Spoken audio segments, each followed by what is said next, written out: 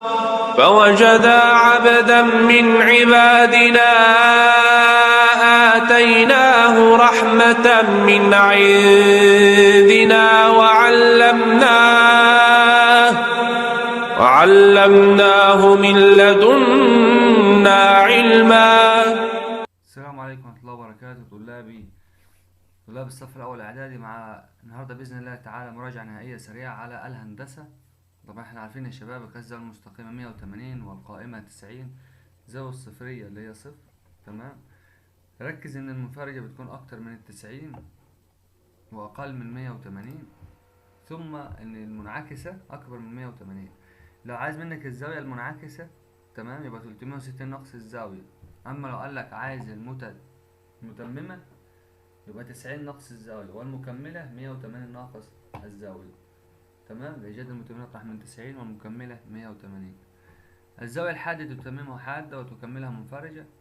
خلي بالك من حتة إن ضلعها على استقامة واحدة. تمام. أما الزاويتين المتتامتان ضلعها متعامدين.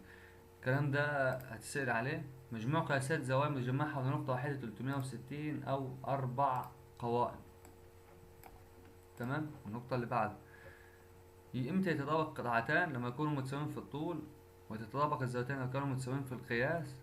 الضلعان متطابقان يبقى الزوايا متناظرة، وهكذا. المضلعان يتطابقوا لما تبقى الزوايا بتساوي الزوايا والأضلاع بتساوي الأضلاع. حالات تطابق المثلثات 4 حالات، وممكن يقول لك فيهم اذكر الاتنين: ضلعان والزاوية المحصورة، زاويتين وضلع، 3 أضلاع. تمام. وتر وضلع في المثلث قائم. دي كده بالنسبة لحالات التطابق، حاجات لازم هتشوفها في الامتحان. بالنسبة للتوازي، كل زاويتين متبادلتين أو متناظرتين فدول بيساوي بعض في القياس. أما المتداخلتين اللي بينهم بعض حرف يو فدول هتلاقيهم ب180. عشان تثبت إن المستقيمين متوازيين هتحاول تدور على زاويتين يكونوا متبادلتين أو متناظرتين أو متداخلتان. مستقيمان الموازيان لثالث يكونان متوازيان، عموديان على ثالث برضو متوازيان، موازيان لثالث متوازيان. مستقيم العمودي يكون عمودي على الآخر. لو كان المستقيمات تقاطعهم يديك فاي فإذا هما متوازيان. وخلي بالك إن محور التماثل هو العمودي عليها من منتصفها. هنا بقى دي لازم هتشوفها في الامتحان، وهتقول له بما أن الألف ه بوازي الدال س بوازي الباء ص بوازي، هتلاقيها مكتوبة. يبقى إذا مثلا ألف صاد لو كان مديني الألف عين كلها ب15، تبقى الألف صاد اللي هي منها حتتين دي هتلاقيها بتساوي 10، وهكذا. أهم الأمثلة، أنت هوقف لك الفيديو ثانيتين عند كل واحدة فيهم، وخلي بالك هي بالحل بتاعها. دي بالنسبة لزاوية مستقيمة قياسها ب180 درجة، فخلي بالك زاوية مستقيمة 180، فلو كانت 90 تبقى دي ب90. هتجمعهم كلهم وتطرحهم من 180 يديك زاوية م د ه. نفس الأفكار بتاعتنا. هنا 180 اتقسمت على 3، ف180 على 3 فيها 6. رقم 4 هتطرح 180 ناقص 75 والناتج تقسمه على 3. مجموع قياسات زوايا حول نقطة واحدة 360 درجة. طبعا اللي فوق دي كلها ألف م باء، الزاوية دي كلها ب180 درجة، ومعاك دي 90 ومعاك دي 46، فباقي الحتة دي بس. فهتقول له 360 ناقص 180 زائد 90 زائد 46، فتطلع معاك. اما هنا طبعا دي زاوية متقابلة بالرأس، فدي هنا ب50 درجة ودي شبهها ب50 درجة كمان. دي هتطلع معاك 50 و50 100، فدي هتطلع ب80. الزاوية اللي تحت دي كلها مستقيمة، معاك 50 فتبقى لي 130. مجموع قياسات زوايا حول نقطة واحدة لازم هنشوفها في الامتحان عشان دي أهم الأمثلة. كمان ده تطابق المثلثات، هتكتب المثلثين وتكتب فيهما. لازما فيهما هتشوف 3 حاجات. يعني المثلث اللي قدامنا شايف 3 حاجات، شايف الب د بتساوي ج د، دي أول حاجة اتكتبت.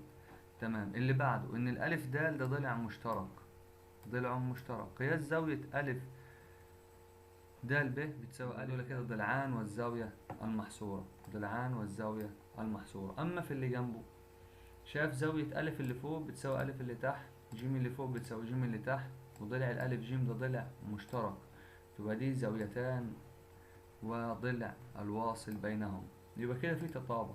لما ظهر التطابق يبقى زاوية ب بتساوي الدال ب120. دي كده خلي بالك منها، دي 3 أضلاع. الب ألف تكتب في الحل بتاعك بتكتب فيهما، تمام، وبتكتب الحاجات اللي انت شايفها. انا شايف ان الألف ب بيساوي الدال ب، تمام. شايف ان الألف ج بيساوي الدال ج، تمام. شايف كمان ان الباء ج ده ضلع مشترك موجود فوق في المثلث اللي فوق وفي المثلث اللي تحت، بتكتب الحاجات اللي انت شايف. طب هنا انت شايف ايه؟ شايف ان زاوية ب بتساوي زاوية د، زاوية قائمة. شايف كمان ان الب ج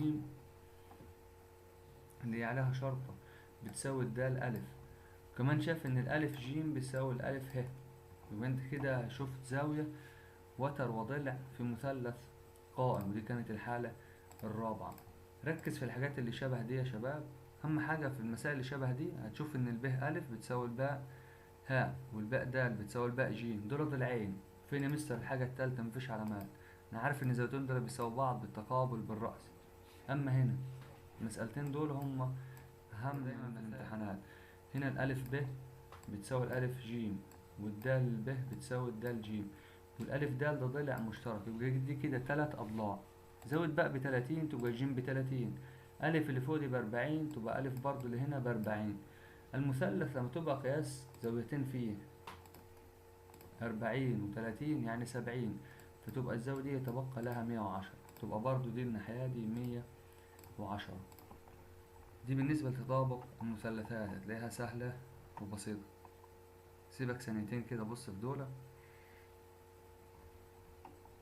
أما بالنسبة للتوازي، طبعا التوازي بتظهر معاك 3 حروف، لا إما زد اللي هو تبادل، أو الإف اللي هو تناظر، وأخيرا اليو اللي هو التداخل. طبعا الإف بتاعتنا ممكن تبقى لفوق، الزد ممكن تبقى كده، ممكن تبقى شبه حرف الإن. يعني دي مستر الزاوية 105، يبقى معاها كام؟ دول متداخلتين، فتطرح 180 ناقص 105 تديك 75، يبقى زاوية بقى برضو ب75 والسبب بالتبادل. أما هنا دي زاوية 40، فتبقى دي أختها بالظبط 40، فالزاوية كلها 80، تبقى الزاوية دي ب80 والسبب بالتبادل. طبعا انت في الامتحان مش هيكون مطلوب منك تكتب بما أن وإذا، انت بتكتبها على طول. يعني زاوية ج اللي تحت دي بتساوي 70 بالتداخل، والزاوية دي بتساوي 30 بالتبادل. هو عايز مني ألف ج ها، ألف ج ها عادي لو كتبتها 100 على طول من غير ما تكتب أي كلام خالص. الكلام اللي تتعلم تكتبه السنة اللي جاية. هنا مثلا عايز مني الزاوية دي ب35، بيت على بعض ب70، فقياس زاوية ج ب70 وقياس زاوية ه ب110 عشان متداخلين. يعني انت في الإجابة اكتب 70 واكتب 110 بس كده، تلاقي الحل بتاعك هو حل مظبوط. احنا لسه هنتعلم ده ان شاء الله السنة اللي جاية. عايز برضو الزاوية دي، ما هي دي ب55 تبقى دي ب55 ودي ب40، فعلى بعض تطلع 95. زاوية 60 دي كلها ب60 واتقسمت على 2، فتبقى دي ب30 ودي زيها برضو ب30. ندخل على اللي بعده. المثال ده مهم وعايز منك هي زاوية ب ألف د.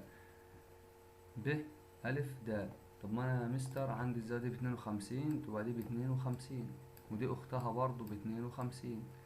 أما الزاوية دي كلها زاوية مستقيمة المفروض ب180 درجة، أنا معايا 104 خلية 76 درجة، تمام، 76 درجة.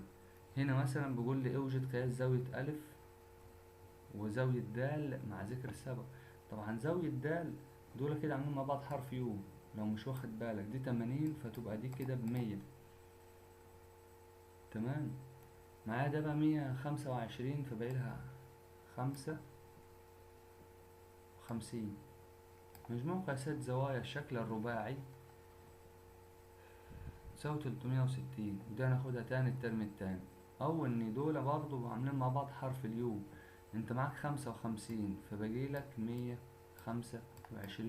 دول عاملين مع بعض حرف الزد، الزاوية دي بتساوي دي بالتبادل.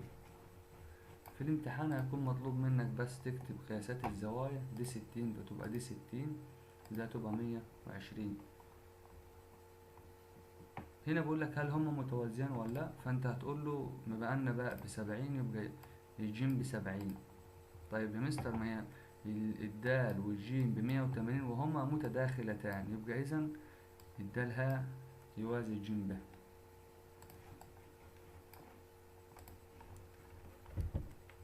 من ضمن النتائج الهامة المثال ده لازما هتشوف في الامتحان، هتكتب له دول زي ما هو يتكتب الجزء الاولاني ده، وبيقول لي هو ان الالف جيم كلها ب6 سم، تبقى الحتة ب2 2 2 2. عايز من الالف باء يعني هتبقى ب4. هنا مديني الالف صاد ب3، تبقى الالف جيم كلها ب6. لازما هتجيني بكرة في الامتحان. هنا مثلا هكتب له الحتة الاولانية هم دول بيوازوا بعض، تمام، وعايز مني محيط ألف هاء واو، ألف هاء واو. خلاص ما هي دي ب3، دول بيساووا بعض، فتبقى دي برضو ب4، ودي كمان هتطلع معايا ب3. تمام، يبقى محيط المثلث كله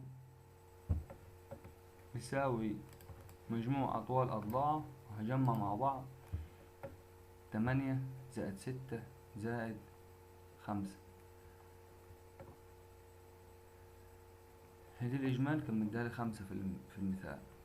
بعدين ارسم زاوية ثم نصفها، بفتح البرجل بتاعي على الزاوية أولا، تمام، بشد الخط المستقيم ده. أول حاجة إني بعمل الشعاع، بحدد مكان الزاوية وأروح موصلها باستخدام المنجلة. هفتح البرجل بتاعي وهعمل نص قوس، وهقف في المكان ده وأعمل نص دايرة، وأعمل في المكان التاني بنفس الفتحة وأعمل نص دايرة وأوصل دي الزاوية. ولكن في القطعة المستقيمة بترسمها أولا، وبتمسك البرجل بتاعك على فتحة أكتر من النص، وبتعمل قوس فوق وقوس تحت، تثبت في الناحية التانية، تعمل قوس فوق وقوس تحت، وأخيرا هتوصله، فيطلع معاك منصف الزاوية ومنصف قطعة مستقيمة. فيديو بعد شوية إن شاء الله هينزل نفس الفكرة. قياس الزاوية المستقيمة 180، لو 100 فالمنعكسة 260، باء والمنعكسة 360.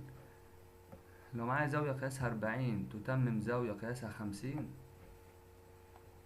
الزاوية التي قياسها 90 تتممها زاوية قياسها 0. الزاوية الصفرية تتمم 90.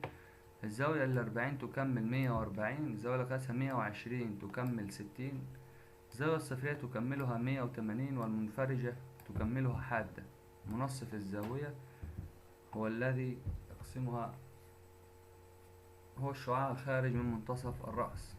مجموع قياسين الزاويتين متتمتين بيديني 90 درجة. لو زاويتين متتمتين ومتقابلين بالرأس فكل واحدة ب45، ولو متكاملتين يبقى كل واحدة فيهم ب90. زاوية ألف لو كانت ب70 فالمنعكسة 260. مجموع قياسات زوايا حول نقطة واحدة 360. إذا تقاطع زاويتين متقابلتين بالرأس متساويتين في القياس، زاويتين متتمتان متساويتان كل واحدة فيهم 45. المتكاملتان متساويتان في القياس كل منهما بيديني 90 درجة. طبعا ده مهم. رقم 51، إذا كان لام واحد يوازي لام 2 وكان لام واحد عمودي على لام 2 فإن لام واحد ولام 3 هيكون عمودي برضه.